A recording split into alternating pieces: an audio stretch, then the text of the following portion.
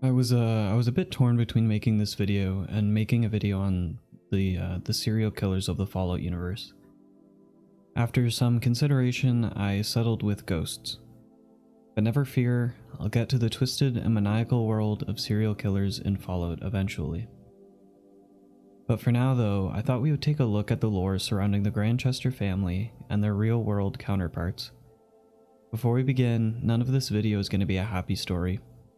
If that's something you can handle, proceed with the video. If you're not in the right state, or if any of these things listed cause distress for you, it might be a good idea to skip this one. No judgment. With that disclaimer out of the way, let's get into the Granchesters. Introduced in the Nuka World DLC, the Grandchester Mystery Mansion was once the home to the Grandchester family. The family included parents Hannibal and Morticia and their daughter Lucy. Initially never wanting a child, Hannibal gave in to Morticia's wish of having a family. Soon, Lucy would be born. Hannibal and Morticia quickly realized that what was supposed to bring them joy and happiness through the birth of their only daughter would lead to resentment and then tragedy. Morticia had a brutal labor, nearly dying while giving birth. From then on, Hannibal would slowly fester hatred for his daughter for almost taking the life of his partner. As members of higher society, Lucy grew up with more refined teachings.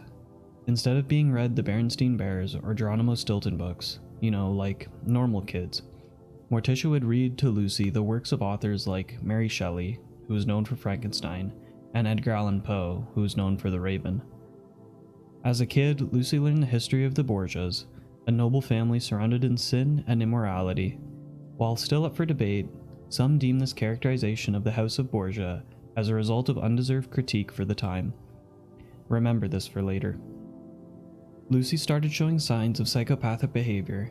She was a loner, her only friends were small animals.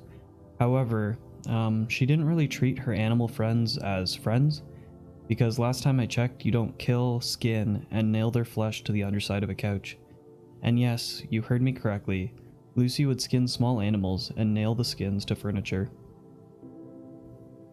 After discovering this and experiencing ghostly chills in the halls of her home, Morticia started to believe that her daughter was possessed.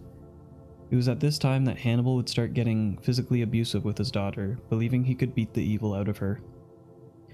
Morticia, at the advice of her psychic, Madame Scarlata, tried various methods to remove the evil spirits that possessed her daughter. After persuading her husband, various odd additions were made to the home. Several fireplaces were built in hopes of driving the spirits from the home.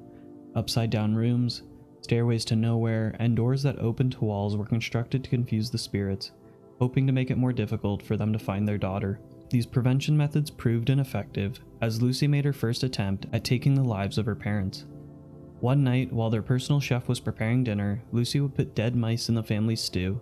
She then poisoned the dessert, leading to Hannibal having to walk with a cane for the rest of his life. To top it off, this wasn't the end of the Granchesters' torments. Madame Scarlata performed seances at the home to try and ease the minds of distressed Morticia and convince the spirits to leave the mansion. Other accusations surrounding Lucy came up too. Hannibal said that one day he walked into Lucy's room where he saw a doll that looked like him hanging from a noose, and Madame Scarlata said that Lucy tried to push her down the stairs. The story of the Grandchester family reached its climax when one day Hannibal impaled his foot on a nail that was mysteriously driven into his shoe. Furious, he stormed into Lucy's room to punish her for the prank. A scuffle between the pair ensued, where Hannibal ended up with a pair of scissors driven into his eye socket. Lucy would claim it was self-defense, saying that she wanted him to stop hitting her with his cane, and that he tripped over and landed on the scissors. However, when police asked why they found him with his fingers cut off too, she said that it was to stop him from using his cane anymore. Lucy's mother would also perish under mysterious circumstances. Morticia was found dead in the master bedroom with a cloth doll stuffed in her mouth and her wrists lacerated, as if she were tied up. The weird thing was, though, no ropes were ever found. When questioned, Lucy claimed the doll was responsible because Morticia wouldn't give her a goodnight kiss. Given all this evidence and unsure of what to do with the now teenage girl, she was deemed insane and committed to a mental asylum. On Lucy's 18th birthday, she would escape the asylum and retreat to her childhood home, where she would then hang herself. And that is the end of the Grandchester family. But it's not the end of their story. Remember when I said to remember the Borgias and how what was written about them might not have been entirely accurate? Well, the tale I told about the Grandchester family is entirely from the Grandchester Mystery Mansion Nuka World attraction. What I mean by that is that the known story of the Grandchesters has a chance to be not entirely accurate either. While I fully believe that the Grandchesters were real people in the Fallout universe and met grisly ends at the hands of their daughter, I also believe the tale of the Grandchesters is slightly exaggerated in order to sell tickets for the haunted mansion, especially the whole evil possession bit. And before you get upset, yes, Lucy is a ghost and does haunt the mansion. She can be seen roaming and running about the building as you first explore it, but she is never hostile towards the sole survivor, leading me to believe that she's not evil, nor is possessed by any evil spirits. I don't normally bring up theories on my page, but this is my theory, and this kind of goes hand in hand with the real-life counterparts too. Although I'm sure it's possible in the Fallout universe, I don't think Lucy was possessed by evil spirits, but rather was the victim to an abusive household. Over time, her feelings of helplessness grew. Her resentment reached a boiling point, and one day, when Hannibal mistakenly stepped on a nail after adding a new addition to the mansion, Lucy had enough, killing her abusive parents. I think the possessed spirits thing was made up as a way to sell tickets to the attraction. Plus, we have to ask, how are these things even known if 2 people are dead and the third was committed to an asylum and then later died? The only other person mentioned by name in the story was Madame Scarlata, a psychic, someone who profits off of the existence of these paranormal stories. Now, if this doesn't make sense or seems silly, that's fine. It's just my theory about the Grandchesters. Let's move on to the second part of the video, the real-life counterparts to Lucy Grandchester. Fair warning for this part, this is true crime and it may get a bit graphic. If true crime is not something you're comfortable with, once again, I implore you to skip this part of the video and go to the time listed on the screen for a conclusion. But alright, let's get on with it. This is a bit interesting because the Grandchester Mansion is in reference to the real-life Winchester family house, and the story of the Grandchester family is slightly similar to that of the Borden Murders. We'll go over both today. The Winchester House was once the personal residence of Sarah Winchester, the widow of late firearms maker William Winchester. The house is known for its size, architectural curiosities, and lack of master building plans. After her husband and daughter passed away, Sarah was told by a medium that she should leave her home in Connecticut and go west, where she must continuously build a home for herself. In 1884, she purchased an unfinished farmhouse in the Santa Clara Valley. It's here where she began to make her additions to the home. Carpenters would work day and night until it was 4 stories high. Some oddities of the house included stairs to nowhere, windows overlooking other rooms, and stairs with oddly sized risers. Today, the building has roughly 161 rooms, including 40 bedrooms, 2 ballrooms, one is finished and one is not, as well as 47 fireplaces, over 10,000 panes of glass, 17 chimneys, 2 basements, and 3 elevators. Despite being made from primarily wood at the request of Mrs. Winchester, she disliked the look of it, and approximately 78,000 liters of paint were required to paint the whole house. And even with all this, the building had a single functioning toilet, with the others posing as fakes as to confuse the spirits. To further confuse not only the spirits, but also myself, she slept in a new bedroom every night. Eventually, Sarah Winchester would pass, and the home is now owned by Winchester Investments LLC, who hosts tours of the historical building. As a further parallel to the Grandchester House, the Winchester House was Walt Disney's inspiration for the Haunted Mansion attraction at the Disney parks. And alright, that's all I have for the Winchester Mystery House. It's actually pretty crazy looking through all the pictures of it, and also pretty unsettling too. I definitely wouldn't want to spend a night in there. Moving on to the more gruesome of the real-life counterparts, we come to the Borden Murders. Lizzie Borden was born on July 19, 1860 in Fall River, Massachusetts, to parents Sarah and Andrew Borden. Lizzie's father Andrew was a hard-working businessman, initially manufacturing and selling caskets.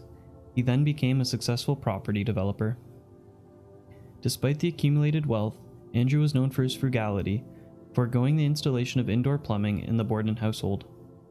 Lizzie and her older sister Emma had a religious upbringing, being extremely involved in her church's various activities, like teaching Sunday school.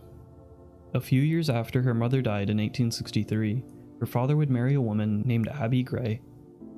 Lizzie's relationship with her new stepmother was uneasy. Lizzie and Emma would rarely eat meals with their parents, and Lizzie believed that Abby only married her father for his wealth. A family argument caused the two sisters to take extended vacations in New Bedford. After returning, Lizzie would stay at a local rooming house for 4 more days before returning to the family residence. Andrew was known to gift real estate to various branches of Abby's family, creating even more frustration for the sisters, and further adding evidence to the idea that Abby only married Andrew for his money. Tension in the family had been growing and would come to a head on August 4th, 1892. Lizzie's uncle John Morse came to visit the previous night and stayed in the guest bedroom. It should be noted that the entire household had been quite ill for about a week before. Andrew, Abby, Lizzie, Morse, and Bridget Sullivan, the family's maid, were present at breakfast the next day. At 8:48 a.m., Morse left the home to buy a pair of oxen, yes, the animal, and visit his niece in Fall River, planning on returning to the Borden home for lunch. Andrew would leave the house for his morning walk around 9 a.m. Although cleaning the guest rooms was one of Lizzie and Emma's chores, Abby instead went upstairs between 9 and 10 a.m. to make the bed. It was then that someone struck Abby on the side of her head with a hatchet. The blow caused her to turn and fall face down on the floor. Her killer then struck multiple times, killing her. When Andrew returned home around 10:30 a.m., his key failed him, so he knocked. Sullivan went to open the door, but found it jammed. It's then that she claimed that she heard laughter coming from the top of the stairs. Sullivan would testify that it was Lizzie's laugh.